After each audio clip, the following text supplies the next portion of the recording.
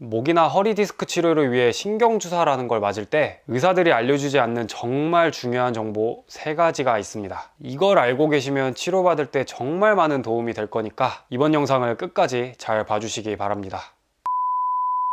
자, 먼저 첫 번째, 신경주사에 들어가는 성분, 내 몸속으로 들어가는 주사에 어떤 약과 어떤 성분이 포함되어 있는지 당연히 궁금하실 수밖에 없을 건데요. 이거에 대해 정확하고 세세하게 알려주는 병원이 거의 없을 겁니다. 의사 입장에서는 매일 똑같은 치료를 하다 보니까 이에 대한 설명을 짧고 간단하게만 하고 넘어가는 경우가 많은데, 이번 영상에서 제가 제대로 설명해 드리도록 하겠습니다. 신경주사 혹은 신경차단술이라고 부르는 이 주사 치료를 할 때는 여러 성분의 약을 조합해서 사용하게 됩니다. 대부분 병원에서 사용하는 약제의 종류가 크게 다르지는 않은데 세부적으로 조금씩 차이가 다 있습니다. 예를 들어서 우리나라에 수도 없이 많은 김치찌개 레시피가 있지 않습니까? 김치를 사용하는 건 어느 가정집이나 어느 식당이나 다 똑같지만 설탕이나 간장, 다진 마늘, 멸치 액젓 이런 것들을 얼마나 넣고 빼는지에 따라서 맛이 다 달라지는 것처럼 이 신경주사라는 것도 똑같습니다. 대부분 병원에서 크게 4가지 성분을 사용하는데 병원마다 의사마다 사용하는 용량이 조금씩은 다 다릅니다. 신경주사에 들어가는 성분 첫 번째는 마취약입니다. 아니, 신경주사를 맞는데 왜 갑자기 마취 얘기가 나오는 거냐? 이게 주사가 아니고 마취를 하는 거였냐라고 오해하시는 분들이 종종 계신데 그런 게 아닙니다.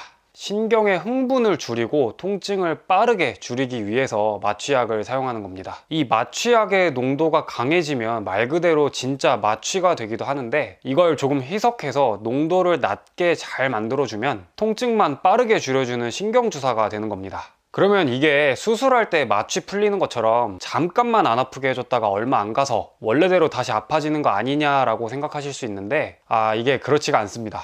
목이나 허리 디스크에 손상이 생기면서 발생한 염증 때문에 이 염증이 묻은 신경이 지나치게 많이 흥분해서 통증을 일으키게 되는데, 이 마취약 성분이 그 흥분된 신경을 진정시키는 작용을 합니다. 장난감이 갖고 싶어서 악다구니를 쓰면서 울고 있는 아이한테 원하는 장난감을 주면 금세 마음이 풀리고 진정이 되는 것처럼 과하게 흥분되어 있는 신경에 마취약 성분을 섞어준 신경주사를 하게 되면 이 신경은 흥분을 멈추고 곧 진정된 상태로 변하게 됩니다. 이로 인해서 통증이 줄어드는 효과가 있기 때문에 마취약을 사용하는 겁니다. 이건 여담인데요, 신경주사를 맞고 나서 진료비 세분의역서라는 걸 받아보시면 항목에는 마취료, 명칭에는 무슨 신경차단술이라고 되어 있을 겁니다. 이걸 보시고 내가 받은 치료가 주사가 아니고 마취를 한 거였나, 잘못된 치료를 받은 게 아닌지 걱정하시는 분이 종종 계신데 그런 게 아니고, 우리나라 건강보험 체계상 마취와 신경주사가 같은 코드로 관리되기 때문에 서류상으로는 분리되지 않고 이렇게 마취라는 항목에 신경주사가 포함되어 있다는 걸 알려드립니다. 신경주사에 사용되는 약물 두 번째는 생리식염수입니다. 이건 2가지 목적 때문에 사용되는데, 첫 번째는 주사 양을 늘리기 위해서이고 두 번째는 마취약의 농도를 낮추기 위해서 사용합니다. 목이나 허리 디스크가 있을 때 하는 신경주사는 신경 주변에 생긴 염증을 줄여주려는 목적으로 사용하게 됩니다. 이때 주사 양이 많아지면 염증을 씻어내는 효과가 강해지기 때문에 이 양을 늘리기 위해서 생리식염수를 사용하게 됩니다. 간혹 생리식염수가 아니라 포도당 용액을 사용하는 경우도 있는데 사용하는 목적은 똑같습니다.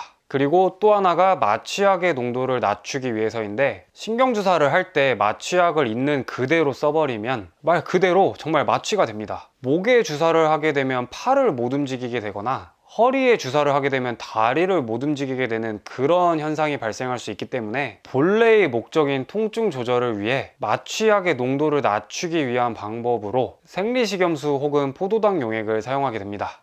세 번째는 스테로이드입니다. 스테로이드는 염증을 줄여주는 역할을 하는데 상당히 좋은 약임에도 불구하고 최근에 특히 스테로이드라는 단어만 들어도 큰일이 날 것처럼 걱정하시고 경계하시는 분들이 부쩍 늘었습니다. 실제로는 피부질환이나 감기, 코로나와 같이 여러 다양한 질환을 치료하기 위해서 굉장히 흔하게 사용되고 있는 약입니다. 의사가 적절하게 잘 사용하기만 하면 이보다 더 좋은 약을 찾기 어려울 정도로 정말 훌륭한 약이기 때문에 필요 이상으로 지나치게 우려하고 걱정하실 필요는 전혀 없습니다. 많은 분들이 신경주사, 뼈주사, 스테로이드 이 3가지를 똑같다고 인식하고 계시는데 전혀 그렇지 않습니다. 뼈주사는 스테로이드가 굉장히 세게 들어간 주사를 말하는 겁니다. 허리에 뼈 주사 한 대만 맞으면 온몸의 통증이 다 없어질 정도로 효과는 강력하지만 그만큼 약의 부작용도 커지기 때문에 최근에는 대부분 병원에서 이런 뼈 주사를 사용하지 않습니다. 신경주사와 스테로이드 주사 이 두 가지도 같은 말이 아닙니다. 이번 영상에서 계속 말씀드리고 있는 이 신경주사라는 것을 할 때 스테로이드란 약이 쓰일 수도 있고 안 쓰일 수도 있는 겁니다. 스테로이드라는 약을 일정량 섞어주면 이 신경주사의 효과가 더 좋아지긴 하지만 스테로이드란 약을 사용하지 않아도 충분한 효과를 낼 수 있습니다. 생리식염수와 마취약 이 두 가지 성분만 잘 사용해도 충분한 양만 제 위치에 잘 들어가면 신경에 묻어있는 끈적한 염증을 잘 씻어내주고 과하게 흥분되어 있는 허리 신경도 충분히 진정시킬 수 있기 때문에 스테로이드란 약이 꼭 필요한 건 아니라는 겁니다. 마지막 네 번째는 기타 약제들입니다. 주사를 할 때 약이 조금 더 잘 퍼지게 하기 위한 목적 혹은 염증이나 체액 등의 흡수를 조금 더 촉진시키기 위한 목적 등으로 추가적으로 약제를 혼합하여 사용하는 경우가 있습니다. 다시 정리해보자면 첫 번째, 신경주사를 할 때 사용하는 성분은 마취약, 생리식염수, 스테로이드 등이 있고 병원마다 의사마다 약을 혼합하여 사용하는 그 비율이 조금씩 다 다르다. 두 번째, 마취약을 쓴다고 마취가 되는 게 아니라 농도를 낮춰서 통증 조절 목적으로 사용한다. 세 번째, 스테로이드를 사용하지 않아도 충분한 효과를 낼 수 있기 때문에 이 약을 사용하지 않는 경우도 많다. 이렇게 정리할 수 있습니다. 자, 신경주사에 관해 꼭 알아야 할 정보 두 번째, 주사 효과가 얼마나 가는지. 제가 이 답을 드리기 위해서 먼저 질문을 하나 해보겠습니다. 운동을 하다 허리를 삐끗한 18살 남학생과 공사장에서 현장 일을 하다 허리를 다친 50살 남성이 있다고 가정해 보겠습니다.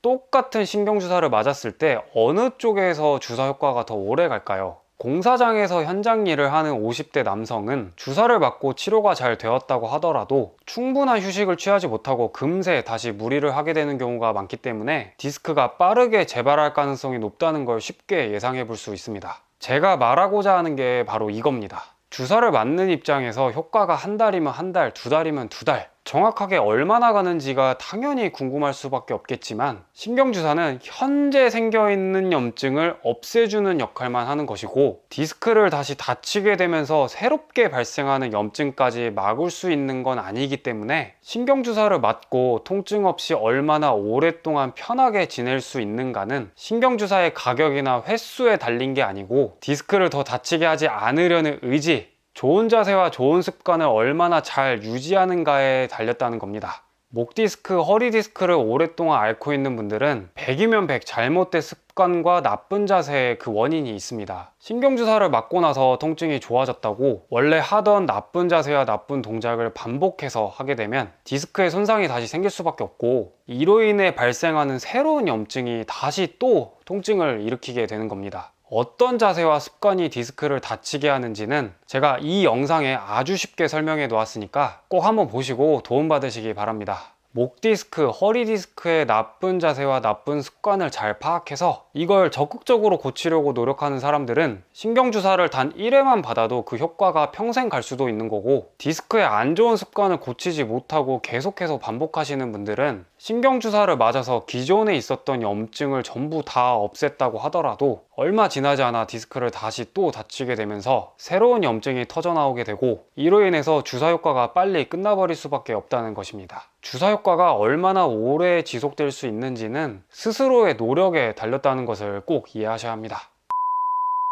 자, 신경주사 맞기 전에 꼭 알아야 할 정보 세 번째, 이 신경주사 몇 번 맞아야 할까요?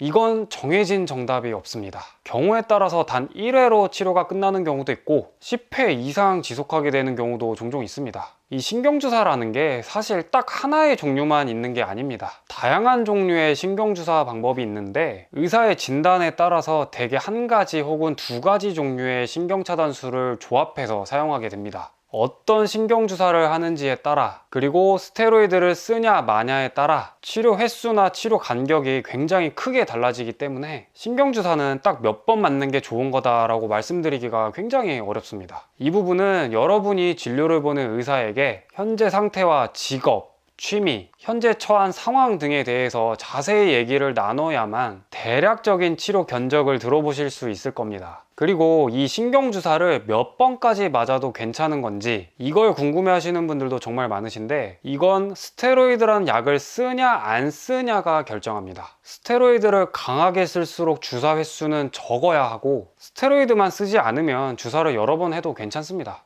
스테로이드를 사용해서 한 번에 강한 효과를 내면서 치료 간격을 길게 가져가는 방법이 있고, 스테로이드를 사용하지 않고 치료 간격을 짧게 여러 번 시행하는 방법도 있는 겁니다. 단기적인 치료 효과만 놓고 본다면 스테로이드를 쓰는 게 당연히 좋겠지만, 스테로이드라는 약을 사용함으로써 발생할 수 있는 부작용에 대해서도 반드시 고려해야 하기 때문에 무조건 딱 맞는 정답이 있는 게 아닙니다. 예를 들어서 공사장에서 현장 일을 하는 50대 남성이 허리가 아프고 다리가 저려서 병원을 찾았을 때, 저는 가급적 스테로이드를 사용하지 않는 쪽으로 치료를 합니다. 왜냐? 신경주사로 염증을 제거한 뒤에도 다시 디스크를 다칠 가능성이 굉장히 높기 때문입니다. 이런 경우 대부분 충분한 휴식을 취하지 못하고 무리를 하게 되는 경우가 많은데, 이럴 때마다 스테로이드 주사를 반복해서 사용하게 되면 이에 따른 부작용도 커질 수밖에 없기 때문에 추가적인 치료가 필요하게 될 가능성을 염두에 두고 스테로이드 없이 신경주사를 하는 겁니다. 치료를 받는 모든 사람이 의사의 바람대로 충분한 시간의 휴식을 가질 수 있는 것도 아니고, 자세와 습관의 중요성에 관해 아무리 열심히 설명한다고 한들 그것을 시작부터 완벽하게 지킬 수 있는 사람이 현실적으로 많지 않기 때문에, 이런 여러 가지 상황을 고려해서 단기적으로는 효과가 조금 떨어지더라도 장기적으로 부작용을 최소화할 수 있는 전략을 사용하는 경우도 있다는 겁니다.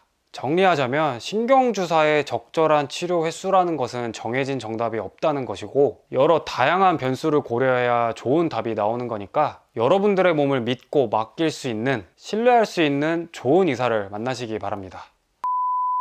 신경주사는 디스크 치료를 위해 굉장히 많이 사용되는 치료 방법입니다. 디스크에서 터져나온 염증을 씻어내는 역할을 하기 때문에 디스크를 치료하는 여러 방법 중 가장 근본적인 치료 방법에 가깝다고 할 수 있습니다. 정말 좋은 치료 방법이긴 하지만 사용되는 약 성분이나 주사 방법에 따라 크고 작은 여러 부작용들도 생길 수 있기 때문에 안전하게 치료받기 위해서는 무엇보다도 신뢰할 수 있는 의사를 만나서 충분한 상담을 해보시는 것이 가장 좋은 방법이다 라고 설명드릴 수 있습니다. 오늘 준비한 내용은 여기까지고, 저는 정형외과 전문의 닥터서클이었습니다. 다음에 조금 더 좋은 내용으로 찾아뵙겠습니다. 감사합니다. 으쌰.